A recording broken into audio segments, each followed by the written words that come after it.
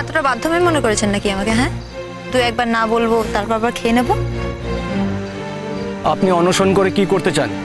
কি প্রমাণ করতে চান? কিচ্ছু প্রমাণ করতে চাই না আমি। হ্যাঁ, আমার কিছু প্রমাণ করার কোনো অপশনই নেই। আমার কাছে এই মুহূর্তে দাঁড়িয়ে দুটো রাস্তা আছে, এক নিজে বাঁচা, না হয় নিজের জীবন দেওয়া। আর আমি বাঁচতে তখনই পারবো যখন আমি আপনাদের হাত থেকে বেরোতে পারবো, তারপরে আমি জীবনের কথা ভাবতে পারবো। আর যদি কোনোদিনও আমি আপনাদের হাত থেকে বেরোতে না পারি, তাহলে এইখানে থেকে বাঁচার থেকে মৃত্যুটা আমার কাছে অনেক বেশি শ্রেয়। তুমি কিন্তু আমাদের অপমান করছো। মান অপমান বোধ বোধহয় আপনাদের আছে নাকি? আমার তো মনে হয় না। অপমান বোধ তোমার আছে, আমাদের নেই। অবশ্যই আছে, 100 বার আছে।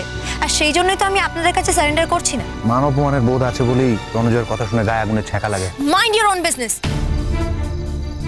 আপনি তখন থেকে আমার হাজবেন্ড সম্পর্কে যা নয় তাই বলে যাচ্ছেন। আমি কিন্তু 100 ভাগের মধ্যে 1 ভাগও আপনার স্ত্রীকে নিয়ে বাজে কথা বলিনি। ইনফ্যাক্ট আমি কোনো কথাই বলিনি। শুনুন, দুজন অ্যাডাল্ট যদি মনে করে একসঙ্গে থাকবে, একসঙ্গে সারাটা জীবন থাকবে, তাহলে তার মধ্যে কোনো তৃতীয় ব্যক্তি এসে বাধা সৃষ্টি করতে পারে না। আর বাধা দিলেও কিচ্ছু যায় আসে না। তার মানে গোটা বিষয়টা তুমি মেনে নিয়েছো। আর কি করার আছে বলুন তো? রণজয় সত্যিকে ভালোবাসায়, ওর সঙ্গে ওর থাকতে ইচ্ছে করেছে, তাই থাকছে। এতে আমার বা আপনার কি করার আছে? আপনি হয়তো মানতে পারছেন না, কিন্তু আমার মানতে কোনো অসুবিধা নেই। যে কথাগুলো বলছো সেগুলো মুখে বলা যায়, কাজে করা সোজা নয়। আমি আপনার সঙ্গে এত তর্কে যেতে চাই না। আমি শুধু এইটুকুই আপনাকে বলছি, আমি যে কথাটা মুখে বলি সেইটাই আমি কাজে করি।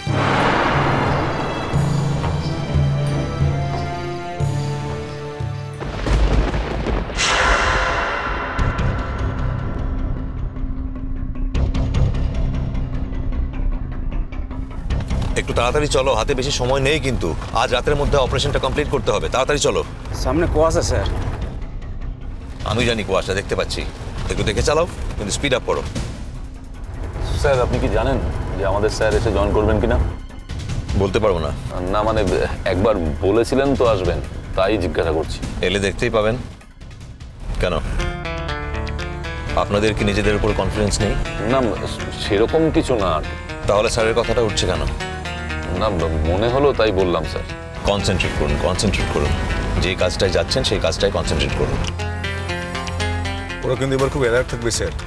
জাস্ট কিছুদিন আগে এরকম একটা ব্যাপার ঘটেছে তো, ওরা অনেক বেশি তৈরি হয়ে থাকবে আমাদেরকে আটকানোর জন্য।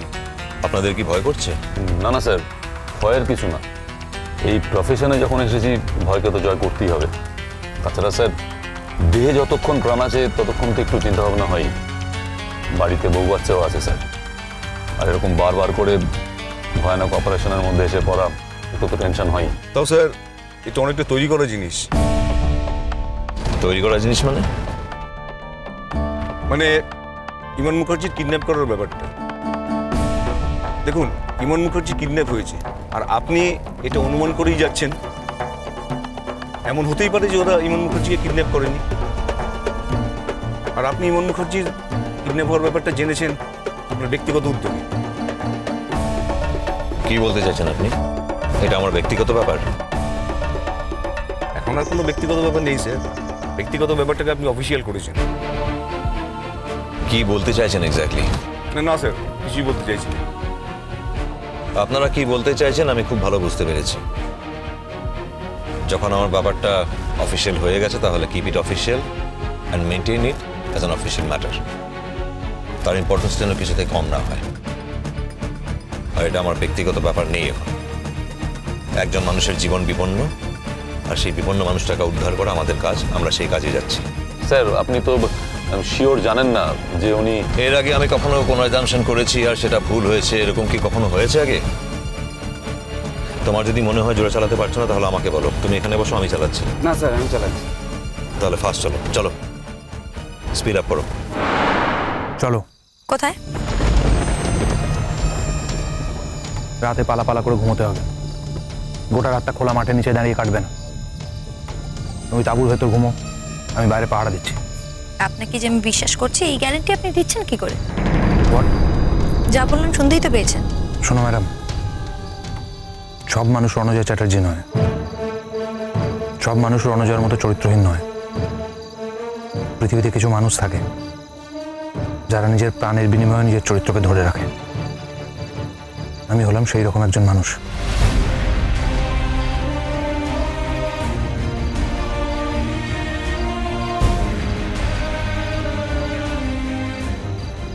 চলো।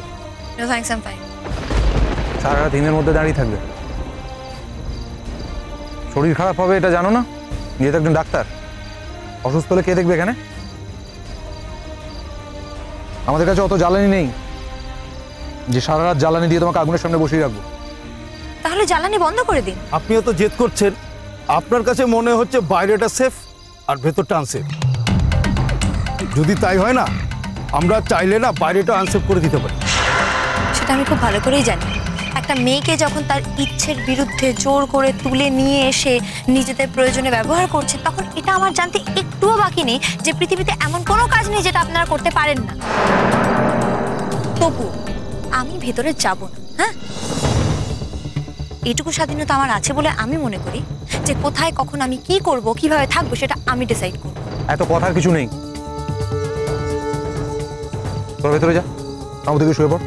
আমি আছি এখানে। আপনার এখানে থাকার কোনো প্রয়োজন নেই। সেটা আমি ঠিক করবো। দাঁড়িয়েছিস কেন? দাও ওটা আমাকে, দাও দাও। যা তোর ভেতরে গিয়ে শুয়ে পড়। আমি আছি। আমরা এগোচ্ছি, কিন্তু কোনো অসুবিধা হয় অ্যালার্ট করবো।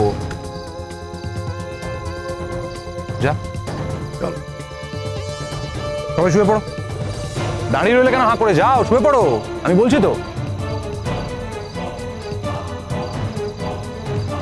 যাও শুয়ে পড়ো।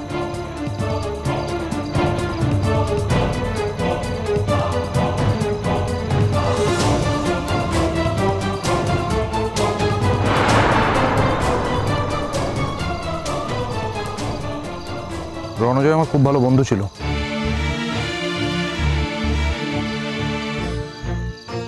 কলেজে রণজয় আমার বন্ধু ছিল, ভালো বন্ধু। ভাবতাম সে যদি আপনার ভালো বন্ধু হয়েই থাকে, তাহলে নিজের ভালো বন্ধুর বউয়ের সঙ্গে আপনি যেটা করছেন সেটা কি ঠিক করছেন বলে আপনার মনে হয়? বউ বউ এখনো নিজেকে রণজয়ের বউ বলে মনে করো তুমি? রণজয়ের বউ তো এখন শ্রুতি। একটা ব্যাপারে শুধু আমার ধাঁধার মতো লাগছে, এই কদিনের ভেতর ওদের মধ্যে প্রেম হলো কি করে? কিছুতেই ঘটনাটা ভুলতে পারছেন না, তাই না? বলা সম্ভব ম্যাডাম? তুমি ভুলতে পেরেছো? তুমিও মনে মনে ভাবো, আমি সোজা সাপটা বলছি। আমি তো একটা কথাই বুঝতে পারছি না, রণজয় আপনার সঙ্গে খুব খারাপ করেছে, আপনি ওকে একদমই পছন্দ করেন না, মানলাম, সব ঠিক আছে, ও খুব খারাপ লোক, কিন্তু আপনি, কিন্তু শ্রুতি সে তো নিশ্চয়ই খুব ভালো মেয়ে, তাহলে সেই বা কি করে এরকম একটা ঘটনায় রাজি হয়? আপনি যখন ওর কাছে গেলেন ওকে ফিরিয়ে আনার জন্য, তখনই বা কেন ও আপনার সঙ্গে আসতে চাইলো না? আপনি যে বেঁচে আছেন সে খবর তো নিশ্চয়ই পেয়েছে, তারপরেও কি করে ও রণজয়ের সঙ্গে থাকে আপনি বলুন? শ্রুতি রণজয়ের কাছে ধরা পড়ে গিয়েছিল, কিছু করার ছিল না নিশ্চয়ই ওর। রণজয়ের লোভ, লালসা, কামনা, বাসনা এসবের কাছে শ্রুতি ধরা দিতে বাধ্য হয়। তারপর একবার যখন সারেন্ডার করেই ফেলেছে, তখন আর কি করবে ও? আমার কাছে ফিরে আসতে পারছে না, দ্যাটস অল। জানেন তো, যে যাকে ভালোবাসে তার সম্পর্কে ঠিক এইভাবেই যুক্তি খাড়া করার চেষ্টা করে। তুমি কি রণজয়ের সম্পর্কে এরকম যুক্তি খাড়া করছো? অনেকক্ষণ ধরে আমি আপনার কথাগুলো সহ্য করে যাচ্ছি। হ্যাঁ, তখন থেকে শুধু রণজয় রণজয় রণজয় বলে আমার মাথা খারাপ করে দিচ্ছেন আপনি। শুনুন, যদি রণজয় ছাড়া আমার সঙ্গে আপনার যদি কোনো কথা থেকে থাকে তাহলে বলবেন, আদারওয়াইজ চুপ করে থাকবেন। তোমার আর আমার মাঝখানে রণজয় একটা হাইফেনের মতো। রণজয়কে কি করে অস্বীকার করবো? রণজয় না থাকলে তো তোমার সাথে আলাপই হতো না। একই কথা তো আমিও বলতে পারি, শ্রুতি না থাকলে তো আপনার সঙ্গে আমার দেখাই হতো না। ঠিক, তুমি হয়তো শ্রুতিকে মনে মনে খারাপ খারাপ কথা বলছো, তুমি মনে মনে বলছো, আমি সামনাসামনি বলছি, এটাই পার্থক্য, আর কোনো পার্থক্য নেই। ঘুমোতে যাও, তোমাকে দেখে টায়ার্ড লাগছে। এসব দেখার অভ্যেস আছে বুঝি? শ্রুতি জানে, অ্যাটলিস্ট জানতো কি জানতো? যে আমি ওকে কতটা ভালোবাসি, ভালোবাসতাম, কেয়ার করতাম। এখন বাসেন না? না, ভালোবাসা শব্দটার প্রতি ঘেন্না ধরে গেছে। ভালো যদি নাই বাসেন তাহলে প্রতিশোধ নেওয়ার কেন এত ইচ্ছে আপনার? ভালোবাসায় আঘাত পেয়েছেন বলেই তো।